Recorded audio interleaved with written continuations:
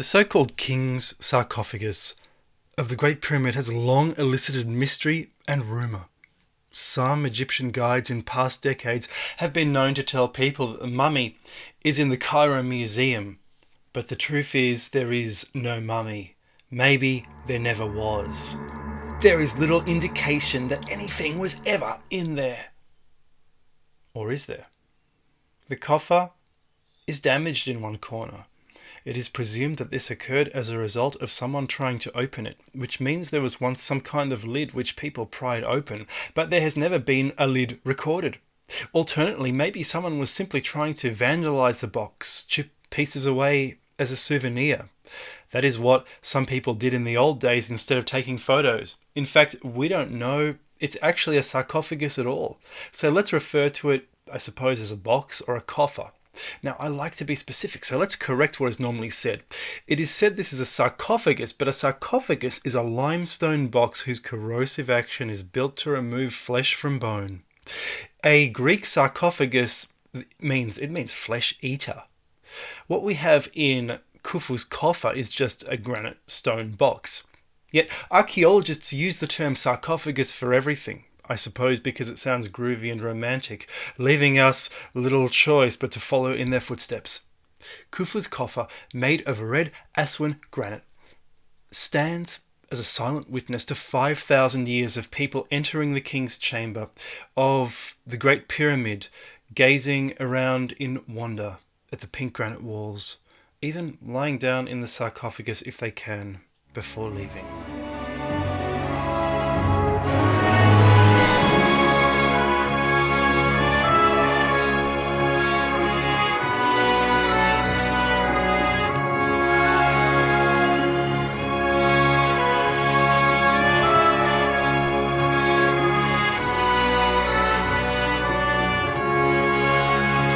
Why did Khufu not write his name on his sarcophagus if that is what it is? You may be aware of the lack of inscription of any kind on the box, but you possibly were not aware that this lack of inscription places the so-called sarcophagus at odds with what are called other sarcophagi from the Old Kingdom.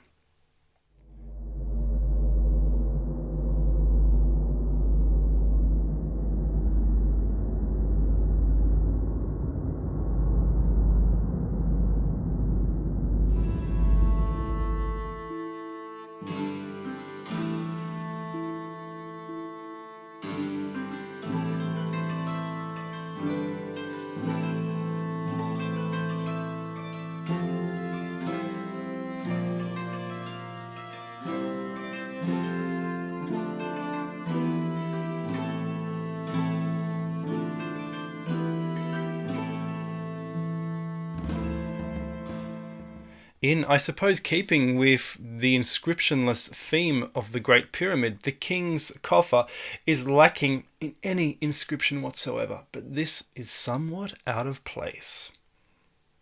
Reason number one, it's simply not an Old Kingdom sarcophagus.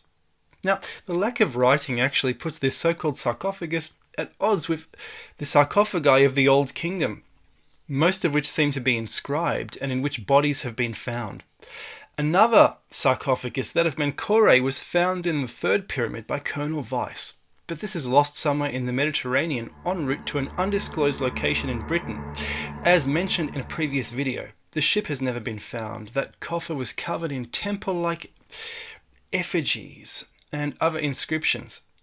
It has to be said, though, that the sarcophagus of Khufu's mother, Hetepheres, is also without inscription. In the 1920s, a huge media circus emerged over the second treasure tomb discovered in that decade, the first being King Tutankhamun. When it came time to open the sarcophagus found in Hetepheres' tomb, which was thought to be intact, it was found to be empty. Impossible, they thought. Surely there must have been a body. This seems to have been an undisturbed burial for certain. No one could believe it. Is the alabaster box in Hetepheres' tomb also not a sarcophagus? We do not know the answer to this riddle. We are also provided and a brilliant insight into Old Kingdom architecture in the form of temple reliefs carved into the sides of various sarcophagi of Khufu's own dynasty. Wow, what amazing buildings these must have been! None survive. It's my understanding that most Old Kingdom boxes, coffers, presumably used for bodies, did have inscriptions like this. But this one, the most important one, does not. By the 6th dynasty, sarcophagi, which were actually used for burials and not boxes, had changed somewhat. One line of text going around and then an eye of Osiris on the side. Osiris being the god of resurrection, he could keep an eye on you, and he needed a reminder, obviously. By the New Kingdom, the sarcophagi were often filled with pictures.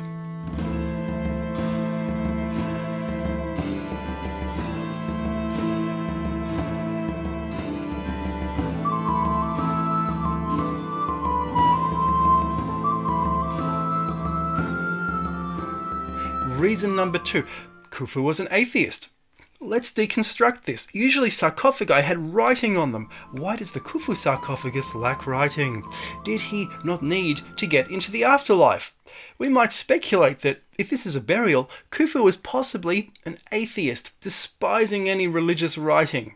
We know Khufu was anti-religion from Herodotus, who was told by Egyptian priests that Khufu ordered all the temples in Egypt closed. I suppose that might explain the lack of any paintings of the afterlife or prayer inscriptions, such as the pyramid texts found in now shambolic pyramids built centuries later. But if he wasn't religious, why bury himself in a pyramid in the first place, which is associated with mastabas, tombs of the dead? It just doesn't make any sense. Reason number 3, Khufu was humble and modest.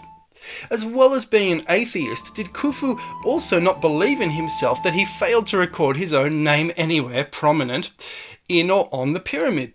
If he had a huge ego, which is presumably the reason he built such an edifice, then why not tell people about it? Again, nothing about the conventional story seems to make any sense. Why would a humble, modest person build a ridiculously large so-called tomb to himself and then not record his name anywhere? Perhaps his name was simply erased. What's going on?